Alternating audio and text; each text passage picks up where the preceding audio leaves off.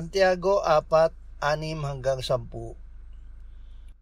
Ngunit siya'y nagbibigay ng higit pang biyaya. Kaya't sinasabi, ang Diyos ay sumasalungat sa mga mapagmataas, subalit nagbibigay ng biyaya sa mga mapagpakumbaba. Kaya't pasakop kayo sa Diyos, labanan ninyo ang diablo at siya ay lalayo sa inyo. Lumapit kayo sa Diyos at siya ay lalapit sa inyo. Maglinis kayo ng inyong mga kamay, mga makasalanan, at pabanalin ninyo ang inyong mga puso, kayong mga may dalawang pag-iisip. Kayo'y managhoy, magluksa at umiyak.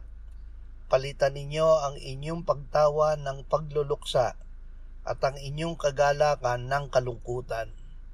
Magpakumbaba kayo sa harapan ng Panginoon at Kanyang itataas kayo. Lubos na pagpapasakop. Ang pagpapasakop sa Diyos ay lubos at palagian, hindi paminsan-minsan. Sa paraang ito ay nananahan ng Diyos sa atin, kaya tayo ay makakalaban sa diablo gamit ang kapangyarihan ng Diyos. Ang pagpapakumbaba sa harapan ng Diyos ay ang lubos na pagwawaksi ng sarili at lubos na pagsusuko sa Diyos, upang ang Diyos ang manahan sa atin at siya ang maging lahat-lahat sa atin. Mapapalad kayong nawain, nawaan kayo